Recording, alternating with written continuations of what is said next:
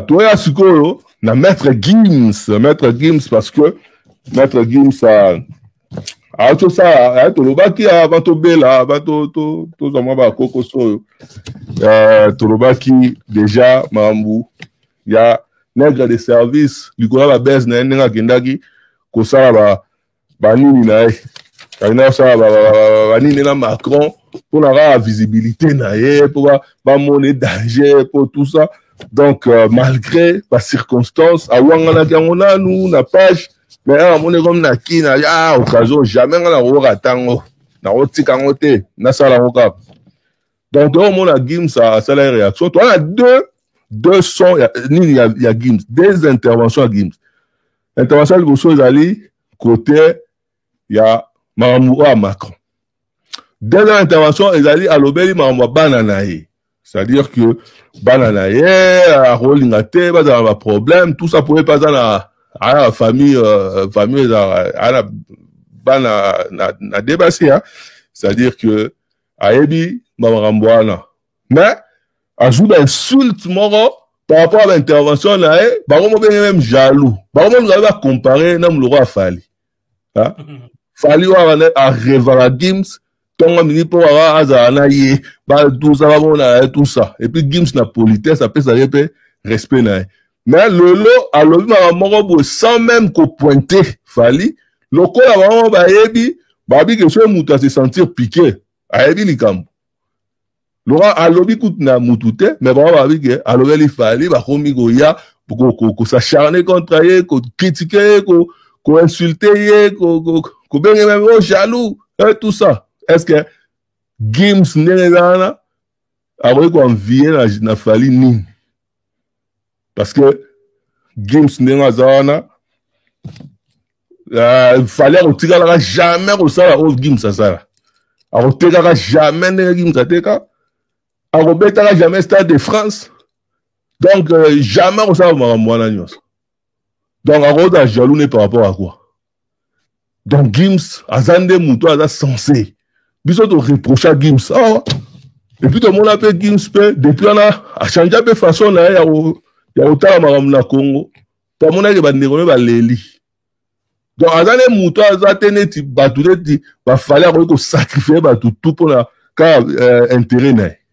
A comprendre que baza d'accord atiki. Na habité so to banda na rambo famille, non to banda na rambo ya Macron.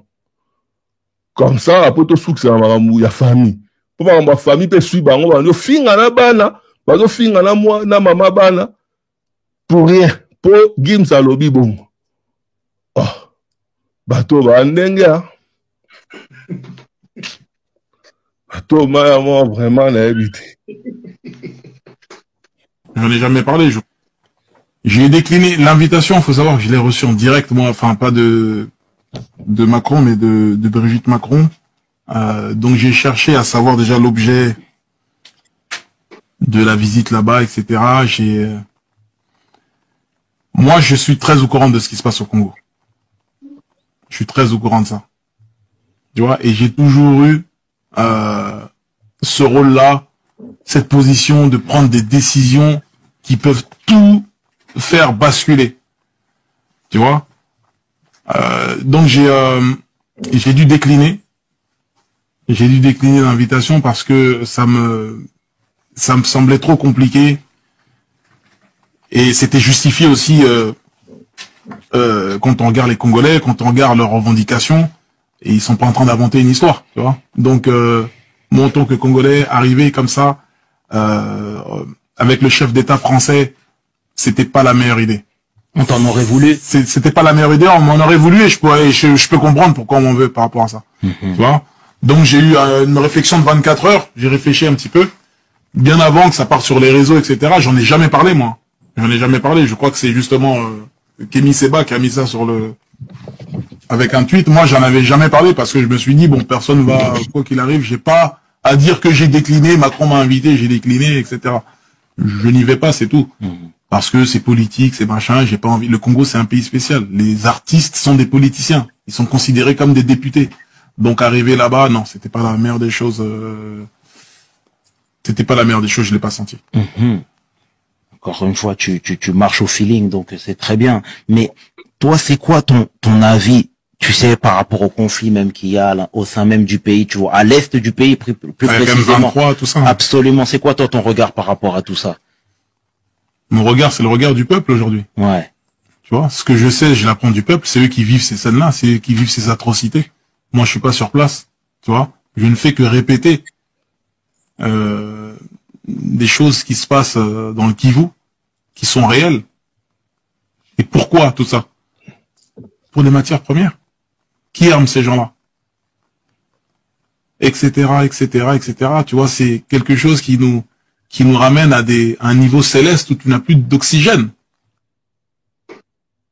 En tout cas, voilà Gims. Information tu peux savoir non.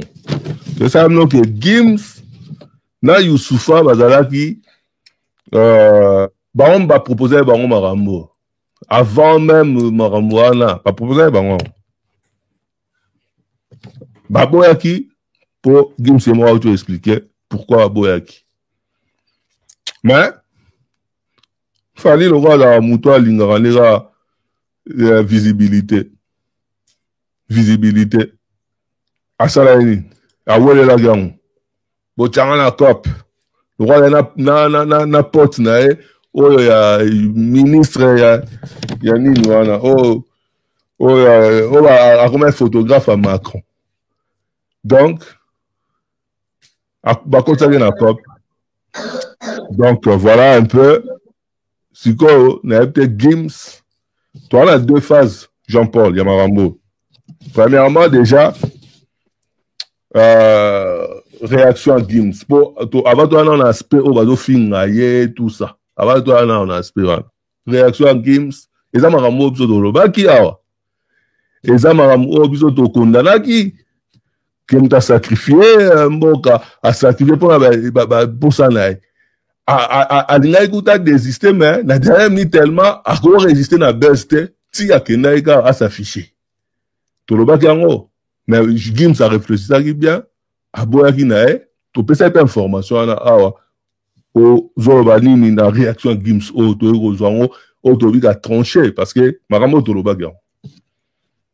Merci de connaître Kousaka, mais je pense que makambo on a mention Béléa parce que Gims, émotion Gims a Zuwana, je pense que nous l'avons transmis.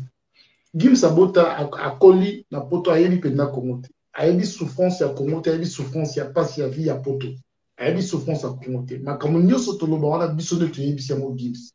To critiquer Gims avec prendre conscience à se repentir de quoi la Kousakana. Et message à Gims, dans la Congolais sont partout dans le monde parce que j'ai été encore choqué, très choqué. Nous sommes Congolais de continuer à réflexion on de quoi la Kousakana au traiter toujours des bêtes, des idiots et ils vont nous prendre toujours pour des imbéciles. Dans la dîme tout le coup la demande à chanter Zoloba. Ce qui est là qu'il fallait être artiste mis dans le Koboya. Au moins niveau imbécilité, il n'a tout ya motivé quoi. Excusez-moi, mon niveau est choqué, il a un niveau imbécilité. Mais la message à Guy vous comprendre pas. Après signer invitation, alors bien n'a réfléchir pendant 24 heures. Donc à Wellicité, nous n'a pas Wellissa. Après réfléchir, à là les bons côtés et les mauvais côtés ou avec opprimer. Après, il y a un intérêt n'a été. Mais tel si content nous opère ça argument tinani na boeli makambouan de Kwalankis. Ce n'est pas les Congolais qui a fait des Gims ce qu'il est aujourd'hui. C'est pas nous les Congolais. Bisoté.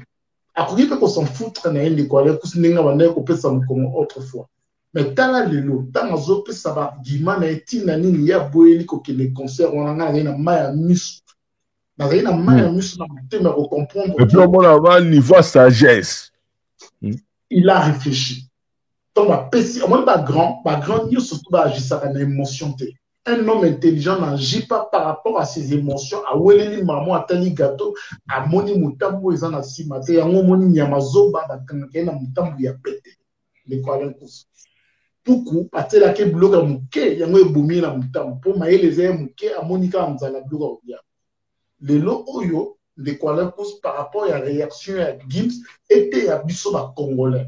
était à biso ba congolais to réagir lokola la manda chantité to za la imbécilité to za la égoïste to za la zobate to ba ko réfléchir to tia ka mboka na biso to tia ka mboka na biso na liboso na makambo nyonso intérêt commun ya mboka na biso faut to tia intérêt ya mboka na biso na numéro 1 to ko agir bien de quoi donc réaction na ya Gims atali ba argument o ya zopesa faut za la ka zoba faut za la ka émotionnel faut za la ka moto aza na sens ya ki bo moto te o ya ko contredire ye est-ce que en plus azolo ba bien que na yaki ko welisa mo ndenge kutu te ba bayeba elingaki eza en coulisse ki babengisaki nga na boyaki soki ezalaki bato mosusu nakoboya wana elinga okoma publicité nakoboya wana elinga okoma publicité ntango nali awanganaki ke o no nakende kosola makambo ya nini ayaki owanga ya bato babi ke yoki oke pas Macron tout ça awanganaki ekoma ele publicité alasaka yake na ndenge ya publicité na ndenge ya Macron de connaître tout ça quand Gims a reçu une invitation directe il y a Brigitte Macron et pourtant les connaissances sont fallies ils n'ont même pas Élysée Benissa qui est ambassade ambassade en premier bah penser qu'il n'a été même l'ambassade en premier bah penser qu'il n'a été bah penser qu'il n'a pas à côté bah Youssoufa au Congo c'est là bon l'autre côté au Congo c'est là bon et l'autre côté. Mais ce qui est étonnant, c'est que bangonde ba boy, bangonde ba prendre conscience, bangonde ba lingi mboka par rapport ya ba oyo ça, par rapport ya ba oyo biso to tombola, par rapport ya ba oyo biso to sunga malgré ko yeba na bango moke ya musala. Est-ce que tu peux considérer que Gims a plus mature que Fally par rapport à la gestion de la Likambouana? Est-ce qu'elle a plus mature? Est-ce que tu peux considérer que Gims a plus conscient que Fally? De quoi Gims est plus conscient, 1000 fois conscient qu'il peut être aujourd'hui à la qui a normalement il y a âge 10 ans d'écart et cause à la 4 il y a 10 8 ans ils ont déjà donné on doit comprendre moi dans mon cas du temps pour réfléchir nous sommes à ici coquine excusez-moi nous sommes à ici coquine ko luka pour pas sentir pas comme mon anga ba na zala kuna na kota matali conséquences c'est beaucoup notamment muke et bomakaye mais telle maturité à Gims na ba Gimazo pesabi appelle à Brigitte Macron, appelle à n'importe qui te ne quoi au moins il va qui péléquer c'est pas qui comme la masarana mais si qu'on va bien mon téléphone et pas la première dame de la France à publicité à monter à tweeter à monter à fouetter à pelleter à boyatikali kimia de quoi on a maturité Bakamoyo ce qui demande la chance à telle émission on va comprendre que habillement moké voilà pas comprendre que batunyo so bazam maele penda te lokola yi pas comprendre que batunyo so tout bazala ka ba ignorant to ba conscient te lokola yi po le lo foto ko ko benga ba traître na biso bongo to sita ba komo na bango po pas no bazota la biso balandaka ba exemple na bango te bazwa ka bango le sous comme ba modèle te donc la réponse na yo Gims est très plus modèle plus mature que Fally Ipupa. Est-ce que différence refi à Fally na refi à Gims na présence à Fally ndenge andimaki siko nani a gagné na bango mibale Fally a gagné ni na kati a gagné ra ndenge azali ke bandal amelisi Macron nini bière ou bien eza nini c'est pas là pour ça qu'on a au moins dans la communauté mususu ezaka po biso tozana na éviter en photo éveiller jeunesse na biso Judas qui trahit Jésus asura qui n'a pendaison pour trahir mais l'autre awangani Jésus à prendre conscience azongi ki bomoto yemtate ya ko moyen sukoleka donc cela veut dire que Koboya ya Gims est sauvé respect na image. Il y a mort, il y a plus de 20 millions de morts. Makila wana, pisika bazali, ba mo bazu fierté wana. Comment na Gims ko boya ko kenina salité wana et valoriser bande ko na biso bazala violer, bande ko na biso bazala massacrer, bande ko na biso ba kufa. Au moment to vandi na mapoto, attends to ba ke est bazala violer, ba te belé ba yi guerre. Ba te belé ba yi massacité, ba te belé ba yi crise ya guerre, ba yebi ba conséquences ya guerre. donc bandeko na biso makambo bazovivre kuna mutu lokola ndeko na biso fali falaki to erroné na histoire ya bacongolais mpona nini Gims alobi le montre capital ke bamusicien baza bapoliticien baza considéré comme badéputé au monde na grande révolution bamboka manda chante na rappelé azela featuring yango wana nalobi ndeko na kusakana aoyemba mpe na voix nini mpo vango mpesa teka toyebi te so ezalaki ya débat bato ya papa oyo voix na ye moto oyeba yango mpe te nazoyebisa oke Gims alobi ele montre capital que bamusicien baza considéré comme badéputé un député qui trahit son pays ebi eza na journaliste monde en France aya BFM TV po kaka basipsone ki azalaka na baintérêt na bapays arabe ne tozoloba boye Rachid Mbarki aza na audition na assemblée nationale Rachid Mbarki plus forte biso toza na 20 millions de morts et toi notre artiste biso bato komisio ozoya kolia na mutu abeti mama na yo Koffi ayemi na nzembo na ye ya femme ke bapousse bazolela malili na pokwa me na ntongo mutu abomi mama na bango apesi bango bilia ya kolia balia to balia te ozokomprendre balia to balia te ele ofali asali biso yango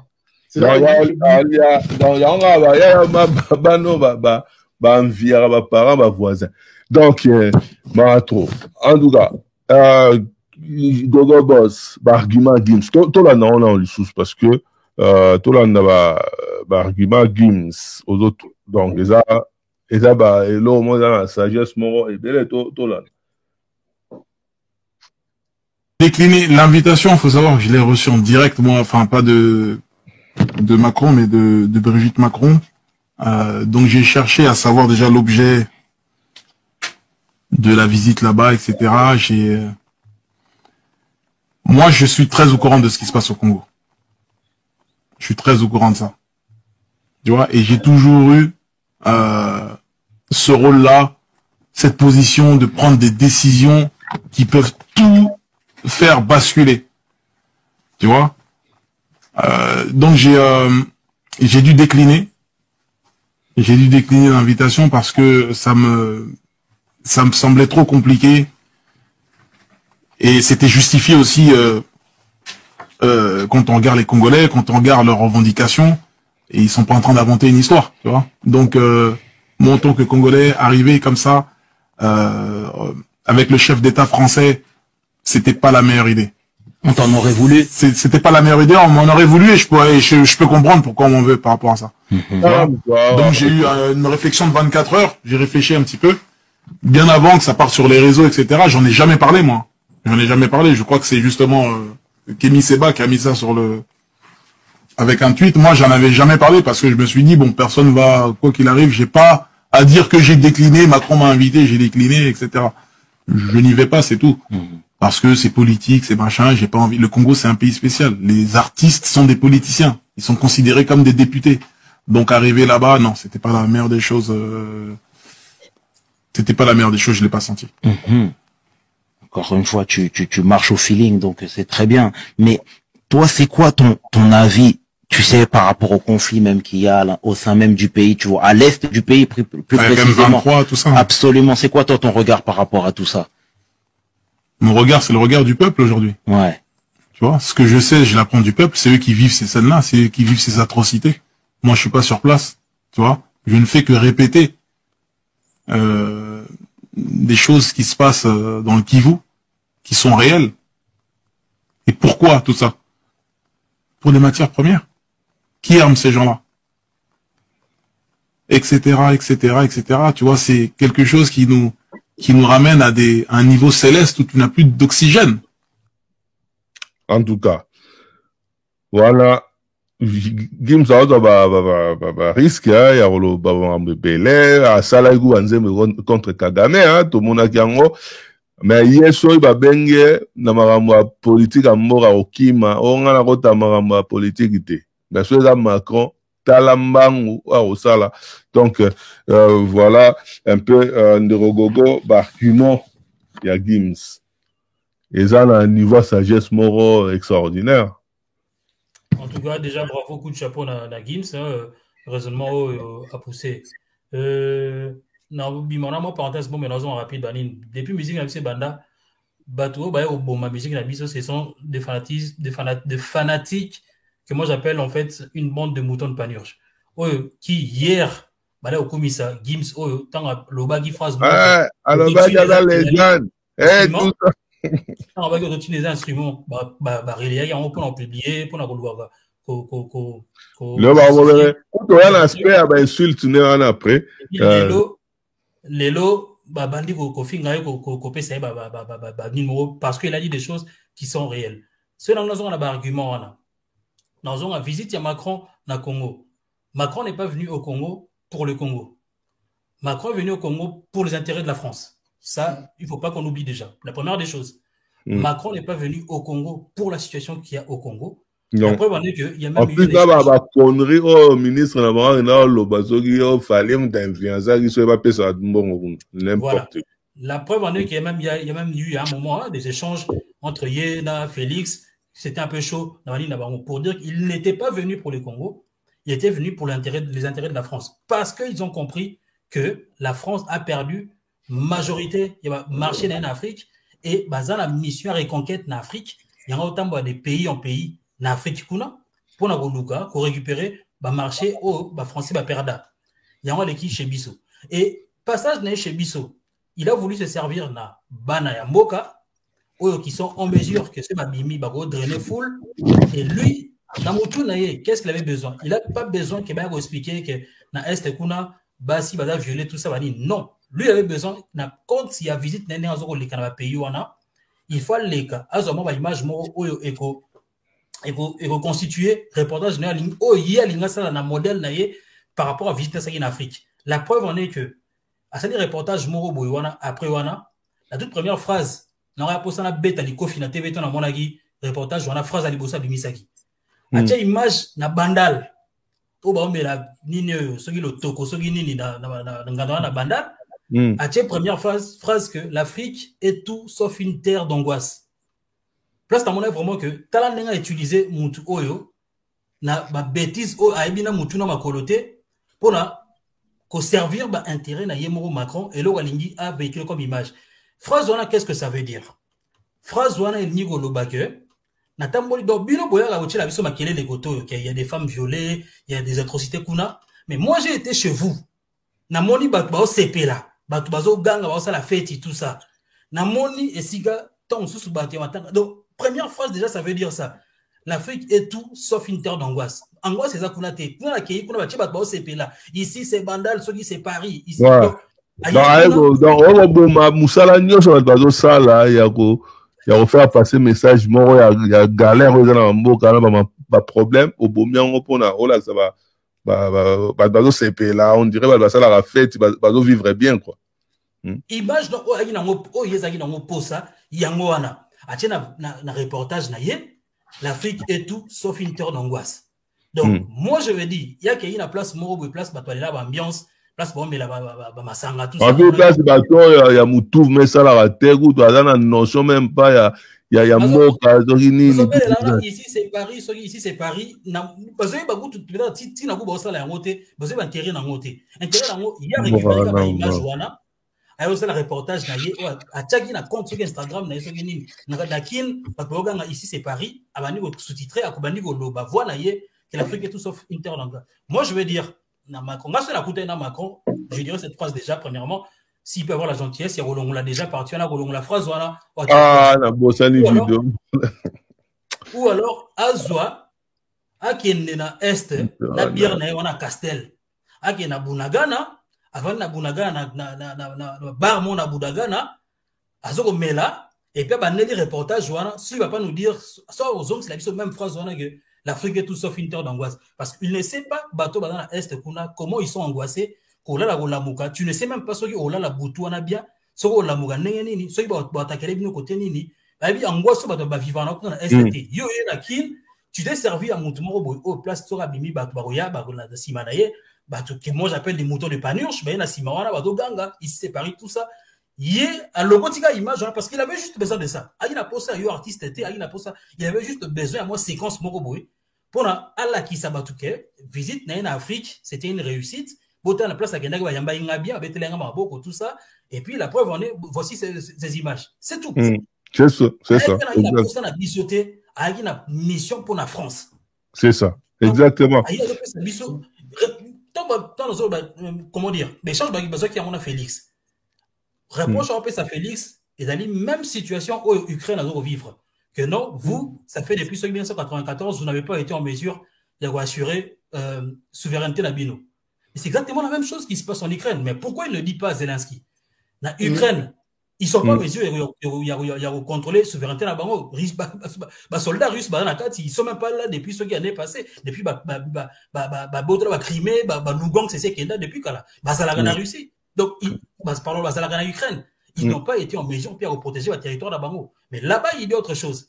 Tant que dans l'Ukraine, nous sommes du côté de l'Ukraine, pourquoi il ne peut pas, sans mâcher les mots, sa phrase que le Congo est agressé par le Rwanda. Il n'est pas en mesure de Golobayango. Macron. Et c'est ce mec-là, en tout cas.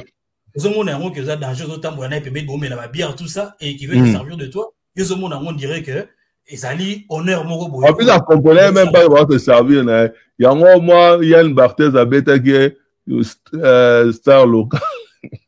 C'est ça. Star local. Donc, yo, au moins, la route n'est pas d'Andje, en tout cas, son monnaie, tu Gims, c'était en France. Donc, jamais. Gims a sali, et puis, si maman est épaisseur, les sous, le fait à refuser l'invitation, voilà. Et puis, c'est sous un épaisseur parce que Macron banque la Gims par rapport à Fali. Bien sûr. Bien sûr. En tout cas, tout est parfait. Un mot avant, tout le aspect, vite fait, plutôt le Mwabana, un mot. Oui, Ndegola, Gims a le Bibo solo et tout bête bravo. Parce que je pense que, et puis, je suis congolais avant tout.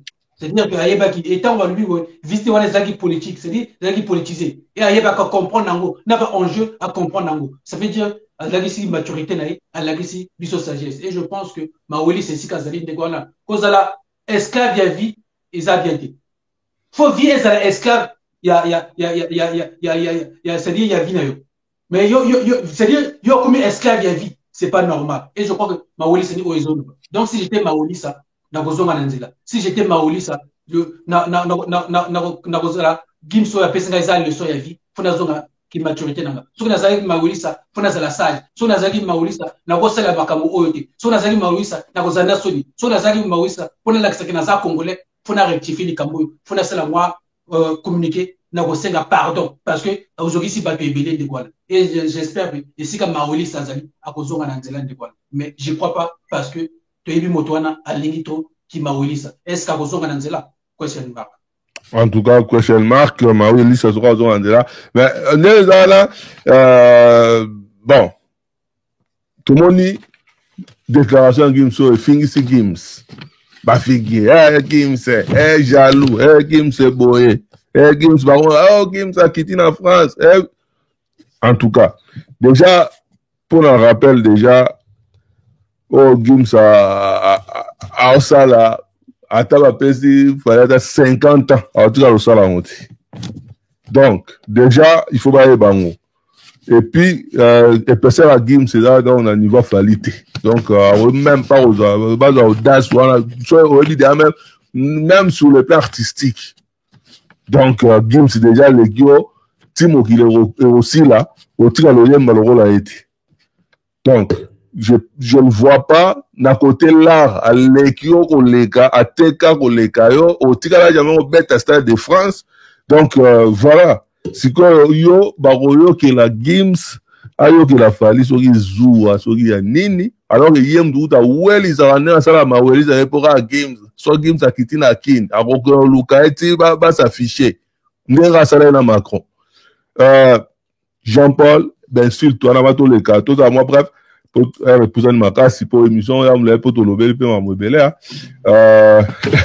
avant tout les canaux ma bana pour un peut-être très important on va dire par rapport à l'insulte au bana na auto créer bazo finga wana ce qu'on les connaît que ça quand on va dis-moi qui tu fréquentes je te dirai qui tu es nous toi déjà finga mon signe na musa batu wa tolera ba finga bana na musu ba tolera finga bana na musu ya batu donc pour afinga yo mutoza camarade ton eza zelo te Mais chose étonnante, c'est que nulle part interview à Gims attendit comme bon. Mais bah, on va les là-bas. Comment ce faux chanteur. Faux chanteur, bah, on va aller bien faire. Au faudrait qu'il y ait un concert, on a au fin du biseau. Sera le ma weli ça.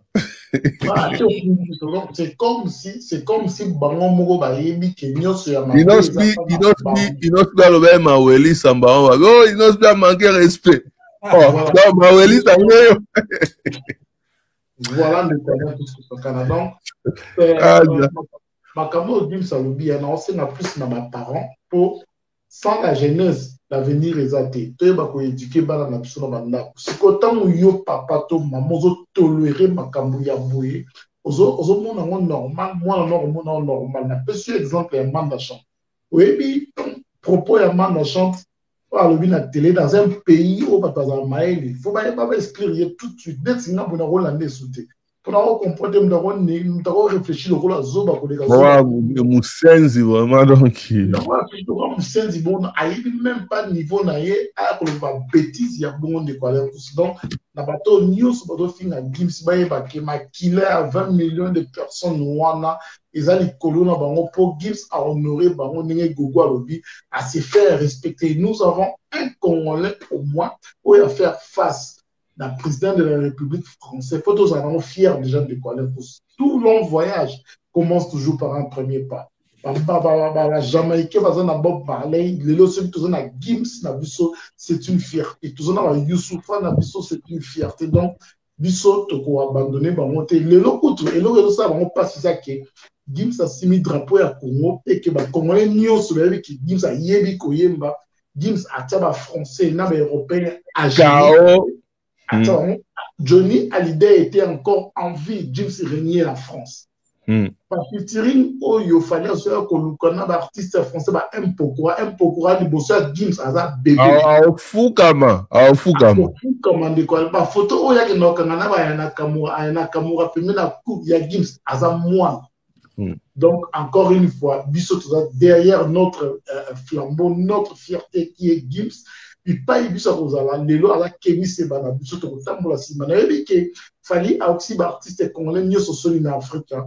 Mais en pays, dans Marambo, il y a on était les qui aura mon congolais va abouti. Donc, il n'a pas déjà pour la révolution, il fallait aux heures qu'on y a un marcoso commissaire. Les chanteurs maliens, la classe pour la révolution, pour l'éveil africain, il fallait aux heures comme ça. Parce qu'il y a l'unique que Congolais a abouti pour mon avant, comme toujours. En tout cas, Ndorogogo, Fali la Gims na roda jaloux à Mouni. Ah, voilà, voilà, c'est les jours et la nuit. C'est les jours et la nuit. Gims a bête à Babylon dans l'album de ceux de diamants, ceux qui combien dans la robe. Oh, jamais, Timo qui les recouvre. Attends, jamais, mais voilà, jamais. Je mets ma main à couper. Je mets ma main à couper. Voilà, Koutou. Non, ça, Magui, Watanabe, je mets ma main à couper. Et voilà, les autres lobby. En plus, voilà, la musique, la musique, Nini, on sait là-bas. La musique, là-bas, il y a la Nini. Gims, il m'a numéro 1. Car en France, ça va être, numéro 1, tam sous, na hit, il y a numéro 1, ceux qui na Italie. Na Italie, na Allemagne. Au niveau. Ça numéro 1 Gims a royé man opéra. Yo tu royé man yo Koyemba il y a pas mal interprété chanson numéro au Kokate. Et bon si Koyemba na opéra na donc continue Pavarotti banini na bibi ça va voir un niveau là. Yo Koyemba bon. Donc tout le monde a une comparaison va dire déjà à bout de la France ça il a fallu 5 ans. En plus 5 ans et on peut plus featuring na buba so na featuring gani to gani ata disque na o to na wana abi ma les premiers na top na Italie ya nzembu ya yemoko ala ba disque ni na ba Italie na ba Allemagne na disque do yo tu parles n'en parlons même pas de la France n'en parlons même pas si comment trop comparer deux batouana donc c'est vraiment les joueurs alors on est OK parfois les fans sont natifs fourmis topé ça donc sur les fans faute c'était pas au monde a été Ah, on a été, Pétoana, tout petit, à moi, on a groupe à réflexion, on est là, ah, mais tiens, on est là, jeune, on a, en Angleterre, comment on peut dire, on est là, à changer du combo. Pétoana, on a hôtel, on a, c'est là, mais Péto, hello, nini, on a, koba meliso nini, on a, simanda, kukuna, otomona, gite. Hello, ni ba melisa gyo, kuna. On y va lier ça, gyo. Quel parfait, un mot. Voilà, donc qui jaloux au Koufa. Donc, c'est-à-dire qu'il jaloux au Koufa. Maître Gimsa, c'est là, jaloux à fait. Non, on dégoûte, tout, n'a pas plan tout, et go simati. Yo soko chemo, yo soko cheli boko ngana chamo tout. Je mets ma tête à coup. Bad tout. Non, oui, non, voilà. Donc, il jaloux au Koufa. Non, on dégoûte quand même. Ben, naïveté, c'est-à-dire que, ben, ça n'a raison, naïveté. Et puis, ben, on m'a envoyé dans la chat. Ben, on peut t'en pourquoi, oui, à ça, jaloux par rapport à quoi? Par rapport à Nani. Ben, peut-être à l'équipe, mon côté, ben, peut-être à niveau, mon côté. Donc voilà, on met dans la série A. On met dans la série A. Mais la série A, équipée, il y a C1 bon, peut-être à maintien. Donc, ils ont mon côté. Donc, tout ça, ils ont des bons sous parfois, je pense que bateau, bango moko, bah, il y a que bazo sala busoba, mais bazo continue au sala busoba. Et batouana, au bazo le bango, bazo sala busoba na bango.